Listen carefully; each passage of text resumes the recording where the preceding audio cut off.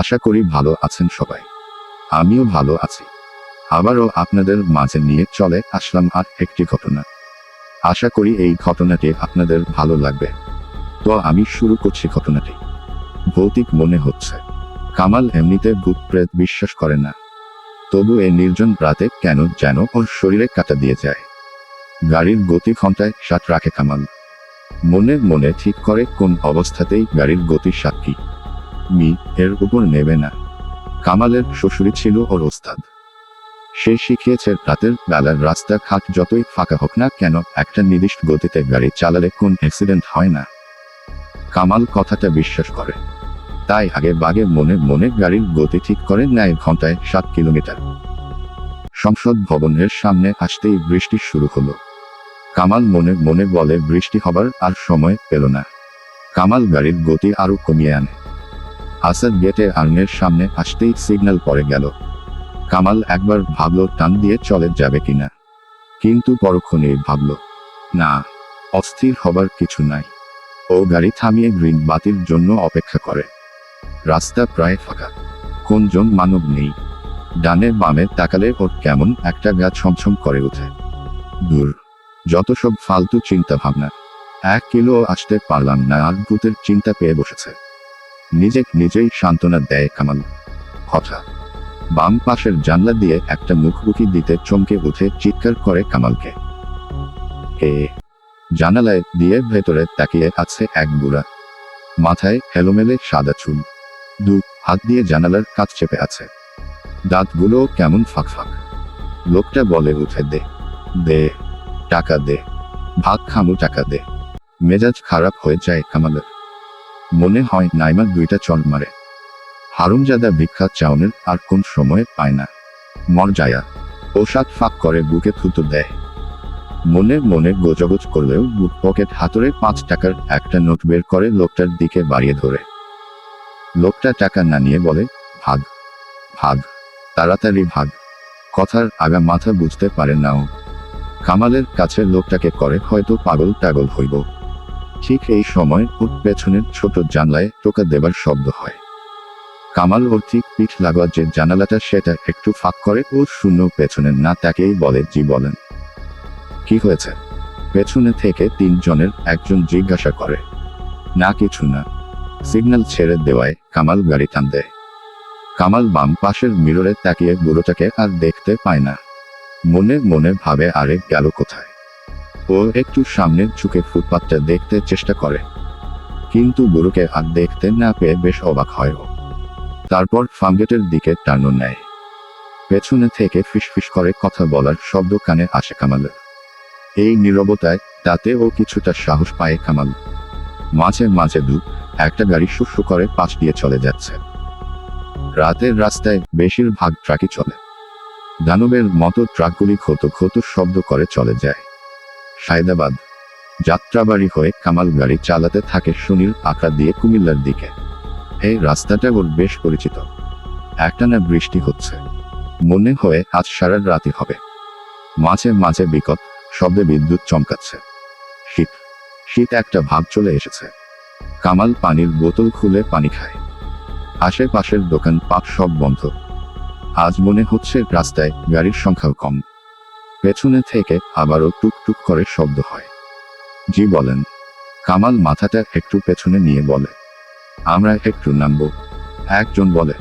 কামাল অবাক হয়, এখানে? জি। আপনি কি একটু থামেন? মনে হয় দাউদকান্দি এসে পড়েছি। সেখানে থামলে হতো না? না, সামনের বড় গাছটার কাছে থামুন। পেছনে থেকে অন্য একটি কণ্ঠ বলে ওঠে। কথাটা আদেশের মতো শোনার ওর কাছে। কামাল অ্যাম্বুলেন্সটার রাস্তার পাশে একটা বড় গাছের ঘেঁষে দাঁড় করিয়ে দেয়। পেছনের দরজা খোলার শব্দ পেয়ে ও জানালাটা দিয়ে পেছনে তাকায়। আধো আলোয় যা দেখতে পায় তাতে কামালের মাথা ঘুরে ওঠে। সিটের উপর মৃত ব্যক্তি বসে আছে। শুধু বসেই নেই, হাত নেড়ে নেড়ে কি যেন বলছে। ও প্রচণ্ড রকমের ভয় পেয়ে যায়। কামলু পেছনে থেকে চোখ সরিয়ে নিজেকে আড়াল করে রাখতে চেষ্টা করে। সামনে তাকালে ছায়া দেখতে পায় ও। কোন শরীর নেই, শুধু বোঝা যাচ্ছে দেহের অস্তিত্ব। বাতাসে ভেসে ভেসে ছায়া কামালের দিকেই আসছে। ভয়ে ওর জান বের হয়ে যাবার জোগাড়। মনে হচ্ছে মরে যাবে। নিজেকে সিটের সঙ্গে চেপে রাখে ও। মনে হচ্ছে নিজেকে সিটের ভেতর ঢুকিয়ে ফেলতে পারলে ভয় কিছুটা কমে যেত। মনে মনে আল্লাহ আল্লাহ করতে থাকে। ছায়া দুটো ওর পাশ দিয়ে পেছনে চলে যায়। পেছনে থেকে হঠাৎ হাসির শব্দ ভেসে আসে। কামাল সাহস সঞ্চয় করে আবার পেছনে তাকায়। লাশটা গাড়ি থেকে নেমে মাটিতে দাঁড়িয়ে আছে। শরীরে জড়ানো মুদ্রার কাপড় এলোমেলো ঝুলে আছে। লোকটার হাতে সাদা কাপড়ের একটা পুটলির মতো কিছু। দুজন মহিলা দাঁড়িয়ে আছে লোকটার ঠিক সামনে। একজন পুটুলিটি একটু ফাঁক করেতেই কামাল একটি শিশুর মাথা দেখতে পায়। লোকটা পুটুলিটা গাড়ির ভেতরে ছুঁড়ে মারে। প্রায় সাথে সাথে হুড়মুড় করে সবাই গাড়িতে উঠে পড়ে। গাড়িতে কামালের শরীর শক্ত হয়ে গেছে। একবার ভাবলো গাড়ি থেকে নেমে দৌড় দেবে কিনা, কিন্তু কোথায় যাবে? তার চেয়ে ভালো কিছু না দেখার ভান করে থাকলে হয়তো জানে বেঁচে যাওয়া যাবে। ও মনে মনে প্রার্থনা করে আল্লাহ বাঁচাও।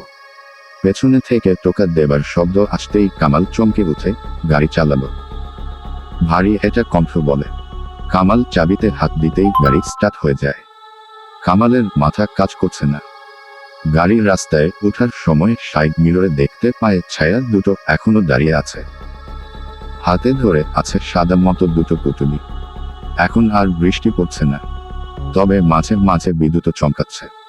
মেইন রাস্তা ধরে গাড়ি চালাচ্ছে কামাল। ও চালাচ্ছে না বলে গাড়ি নিজে নিজে চলছে বলেই ভালো শোনায়। কেননা এই মুহূর্তে গাড়ির উপর ওর কোন কন্ট্রোল নেই। ও শুধু চুপচাপ বসে আছে। গাড়ি নিজে নিজে চলছে।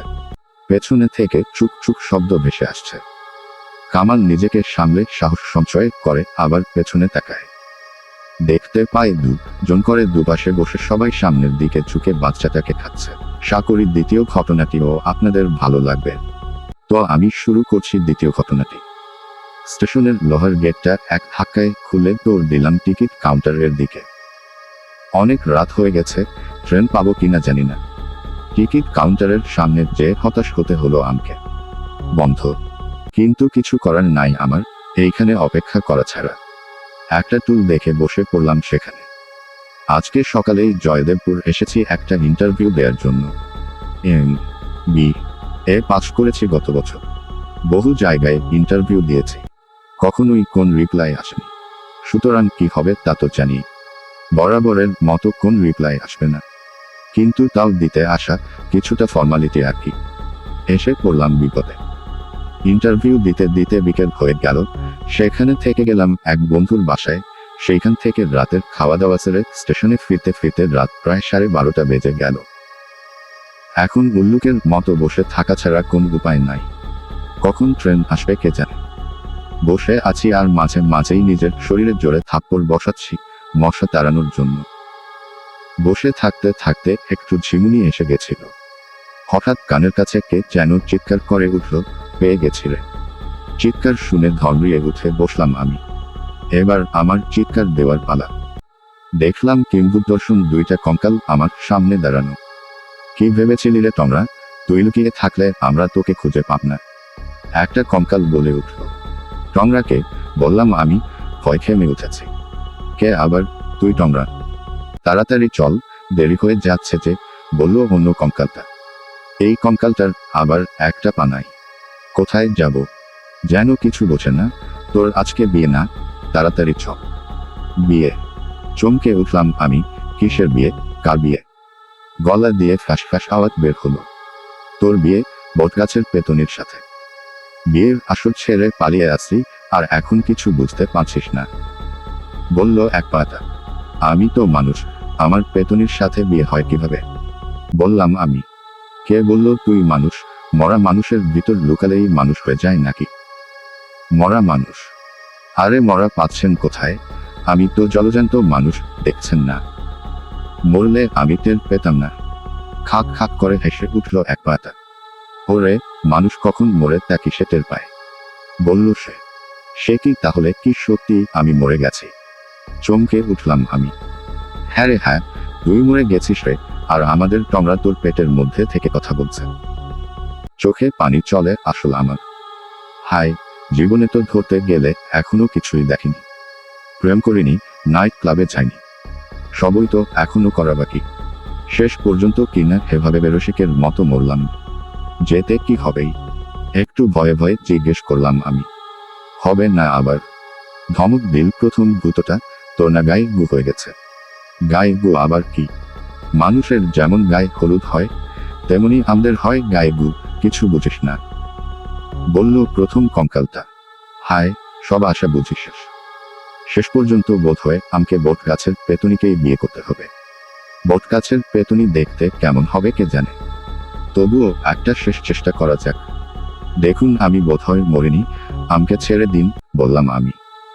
কোন ভূত যখন কোন মরার ভিতরে ঢুকে পড়ে, তখন সেই মরাটার চেহারা সেই ভূতটার মতো হয়ে যায়। দেখো না, তোর চেহারাও তমরার মতো কেমন অকুৎসিত হয়ে গেছে, বললে পাটা। চেহারা আমার ভালো না, এটা ঠিক, তাই বলে এমন অপমান? আমাকে বলে অকুৎসিত? মানে কুৎসিতের চেয়েও কুৎসিত। দেখেন ভালো হচ্ছে না কিন্তু।